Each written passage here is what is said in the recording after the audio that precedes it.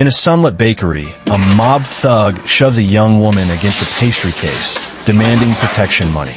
He sees an easy victim. He has no idea the quiet, bearded man watching from a nearby cafe is her father, Steven Seagal. Oak Creek was a neighborhood breathing back to life.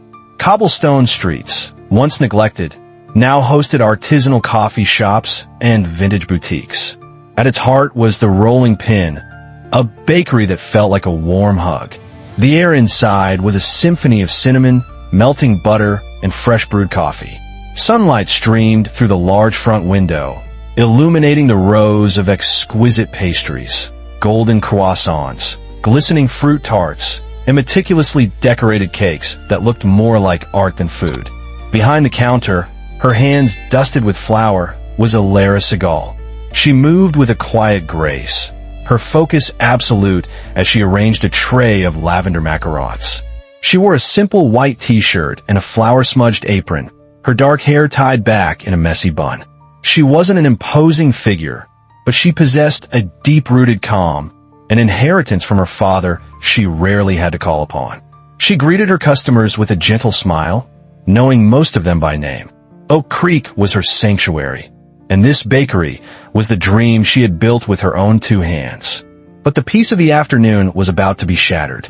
The bell above the door chimed harshly. The man who entered was a shadow that blocked the sun. Leo the Hammer Gallo was a relic of a bygone era, a blunt instrument for the Falcone crime family. His cheap suit strained at the shoulders, his hair was slicked back with too much gel, and a gaudy gold ring on his pinky finger caught the light. He didn't look at the pastries. He looked through them, his eyes landing on Alara with predatory appraisal. He sauntered to the counter, the smell of stale cigars clinging to him. "Nice place you got here," he rumbled, his voice like gravel.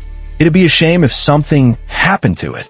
Alara's smile didn't falter, but her eyes became still. "Can I help you?" "Yeah, you can help me.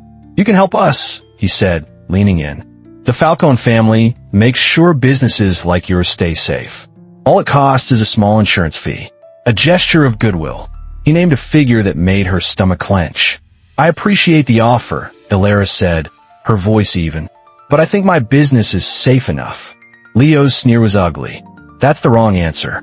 Before she could react, he reached across the counter, his thick fingers clamping around her wrist. He yanked her forward. "Maybe you didn't hear me." "Let go of me," she said, not screaming, but with a firmness that surprised him. She tried to pull back, a reflexive, defensive motion. It was all the excuse he needed.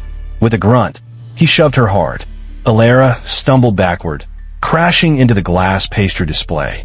The case cracked, a spiderweb of fractures spreading across its surface as delicate cakes and tarts tumbled into a broken, sugary mess. She cried out, more from shock than pain. At a small table in the corner, an elderly woman, Mrs. Gable, gasped, pulling her granddaughter close. Leo took a step toward Alara, his shadow falling over her. "Now you listen to me." He never finished the sentence. From her purse on the floor, Mrs. Gable had quietly taken out her phone. Hidden behind her shopping bag, with trembling hands, she hit record. Across the street, in a small cafe with a clear view of the Rolling Pin, Steven Seagal took a slow sip of his black tea. At 60, his face was framed by a meticulously kept, gray-streaked beard. He wore a dark cashmere coat over a simple black shirt. No flashy jewelry, no loud colors. He looked less like an action star and more like a philosophy professor on sabbatical. He came here every week just to watch his daughter in her element, finding a quiet pride in the world she had created. He saw the man enter. He saw the posture, the arrogance. And then he saw the shove. He placed his cup down with a soft click. The sound was inaudible, but for him, it was a thunderclap. Back in the bakery, Leo Gallo loomed over Alara, enjoying her fear. "Next time, I won't be so nice," he snarled. Just then, the bell on the door chimed again, this time with a quiet, almost deliberate sound. Both of them looked up. Steven Seagal stood in the doorway. He didn't rush in. He didn't shout. He simply was. His presence seemed to suck the air out of the room, his gaze locking onto Leo with an unnerving intensity. He took in the scene in a single, sweeping glance. the shattered glass, the ruined pastries, the fear in Mrs. Gable's eyes, and his daughter, his Alara, on the floor. His jaw tightened almost imperceptibly. Leo, puffed up with his own importance, scoffed. "Hey, old man, this is a private conversation. Beat it." Seagal walked forward, his steps slow and measured, his leather shoes making no sound on the tiled floor. He was like a force of nature, a glacier that could not be stopped. "Let her go," he said. His voice was low, almost a whisper, yet it carried more weight than a shout. "Or what?" Leo laughed, emboldened by the man's age. Seagal stopped a few feet away. He didn't raise his hands. He didn't shift into a fighting stance. He just looked at him. "You have no idea what you've done," he said, and the calm in his voice was more terrifying than any threat. Suddenly, sirens wailed in the distance, growing closer with impossible speed. Two unmarked sedans screeched to a halt outside. A man in a sharp suit, radiating authority, stepped out and strode into the bakery. It was District Attorney Marcus Thorne. He was young, ambitious, and owed his career to a single piece of advice Seagal had given him a decade ago. Thorne saw Seagal and nodded once, a sign of deep respect. Then his eyes fell on Leo, then on the terrified Alara. His face hardened. "Leo Gallo," Thorne said, his voice sharp and official. "I believe you have something that doesn't belong to you." Leo's bravado began to crumble, replaced by confusion. "What are you talking about?" Seagal's gaze flickered to Leo's right hand. "The brass knuckles in your pocket," he said softly. "Give them to the DA." Leo froze, his face paling. Thorne's deputies moved in. "And your phone," Thorne added. "It's evidence now. You're being detained on suspicion of extortion and assault."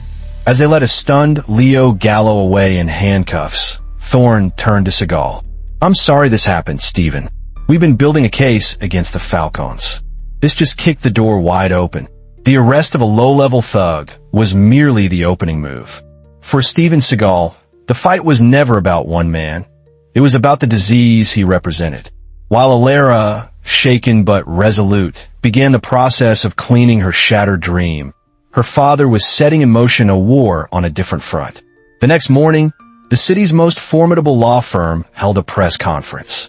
The lead attorney, a woman known for dismantling corporations, announced the filing of a massive lawsuit.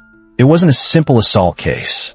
It was a federal RICO lawsuit aimed at the entire Falcone crime family, citing a decades-long pattern of racketeering, extortion, and violence against the small businesses of Oak Creek. The lead plaintiff was Alara Seagal, but the lawsuit was filed on behalf of a class of John and Jane Does, every shop owner who had ever been silenced by fear.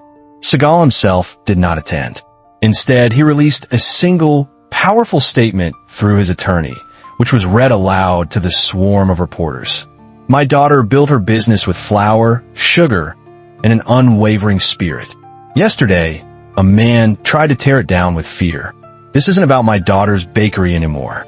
It's about every small business owner who has ever been threatened into silence, forced to pay a tax on their own courage. I played a hero on screen for years, fighting manufacturer villains. Now, I fight for real, against the real monsters who prey on the dreams of good people. And I will not stop until this system is dismantled, root and stem." The statement was electric. It was clipped, shared, and broadcast across the nation. Hashtag Oak Creek Strong began a trend. And then the floodgates opened. The lawsuit gave them a shield, and Seagal's name gave them a voice. An old Italian tailor, Mr. Rossi, who had been paying the Falcones for 40 years, came forward with his meticulously kept ledgers. The owner of a small auto repair shop, a woman named Maria, provided security footage of Leo Gallo's previous visits. A family running a small immigrant restaurant, who had their windows smashed a year prior after being late with a payment, found the courage to speak to the DA's office. They were no longer isolated victims. They were witnesses. They were a chorus demanding justice. The RICO lawsuit wasn't just a legal document anymore. It was a declaration of independence for the entire neighborhood. Seagal hadn't thrown a single punch, but he had landed a blow that threatened to shatter the very foundations of the Falcone family's criminal empire. He was using the system they had manipulated for so long and turning it back on them like a weapon. The Falcone family, accustomed to operating in the shadows, was suddenly blinded by the full glare of public and legal scrutiny. Their power, built on fear and invisibility, began to evaporate under the heat. For Leo the Hammer Gallo, the fall was swift and brutal. Sitting in a cold interrogation room, he expected the family's high-priced lawyer to walk through the door. Instead, his boss, Don Falcone, sent a message through a low-level associate. "You brought a legend into this. You're on your own." He was no longer a feared enforcer. He was a liability, a loose end to be cut. The silence from his supposed allies was deafening. His swagger was gone, replaced by the clammy sweat of a man who knew he'd been abandoned. The consequences rippled outwards. Armed with new witnesses and the momentum of the lawsuit, DA Marcus Thorne's office, in a joint operation with the FBI, executed a series of coordinated raids. News helicopters circled overhead, broadcasting images of federal agents carrying evidence boxes out of Falcone-owned warehouses, restaurants, and social clubs. Financial records were seized, assets were frozen, and key lieutenants were arrested in their sprawling suburban homes. The untouchable empire was beginning to crumble. That weekend, Seagal rented out the Oak Creek Community Center. There were no bodyguards, no press filters. He stood before a crowd of over 500 people, shop owners, residents, supporters, and even a few off-duty cops. His presence was calm, but his words were fire. "They thrive in silence," he told the packed room, his voice steady and clear. "They feed on your fear that you are alone. But look around you. You're not alone. Your strength, together, is a fortress they cannot breach."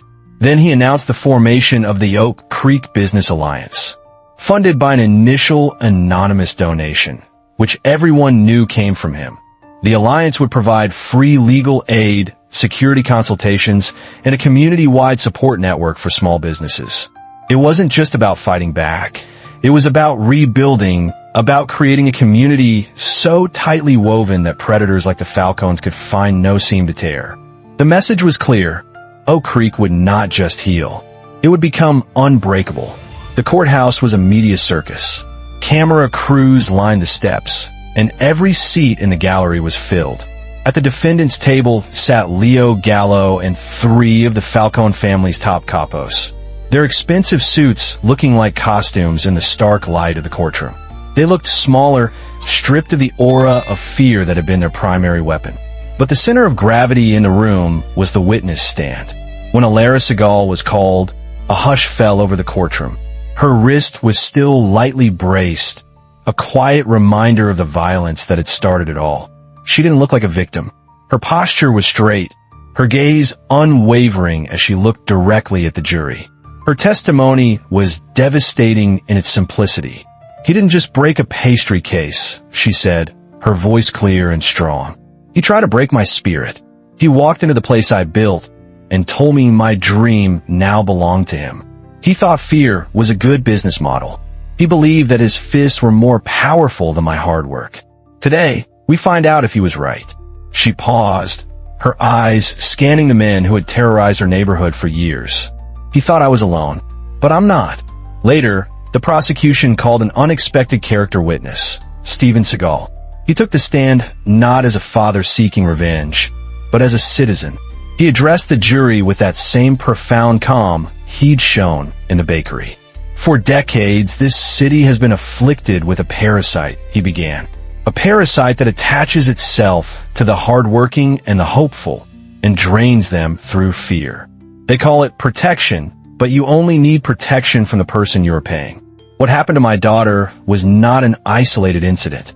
It was a business practice. The only difference is that this time, the world was watching. This time, the story didn't get buried in a police report. This time, it ends here in this room." He had reframed the entire trial. It was no longer about a single assault. It was a referendum on the soul of a community. When the jury foreman returned, the room held its collective breath. He cleared his throat and looked at Leo Gallo. "On the charge of assault, we the jury find the defendant guilty." A wave of relief washed through the gallery. He continued, his voice growing stronger with each word, finding each of the Falcone capos guilty on multiple counts under the RICO Act. Leo Gallo was sentenced to 15 years. The Falcone bosses received sentences that ensured they would never conduct business on the streets of Oak Creek again. As they were led away, their empire in ruins, the people in the courtroom didn't cheer. They just watched a quiet, powerful acknowledgement that justice finally had been served. A month later, the scent of fresh paint mixed with the familiar aroma of baking bread on the main street of Oak Creek. Next to the now repaired and thriving The Rolling Pin, a new establishment was celebrating its grand opening, the Oak Creek Culinary Training Center. Funded by a portion of the seized Falcone assets, organized by the Business Alliance, and led by Steven Seagal, its mission was to empower the next generation. Alara, apron on, stood before a room full of eager teenagers from the neighborhood, teaching her first free class on the art of bread making. She demonstrated how to knead dough, not with aggression, but with patience and strength. At the end of the session, a young girl with wide, hopeful eyes approached her. "Are you really Steven Seagal's daughter?" she asked in a hushed voice. Alara smiled, a genuine, warm smile that reached her eyes. "I am," she replied, wiping a smudge of flour from the girl's cheek. "But more importantly, I'm a baker, just like I hope you'll be."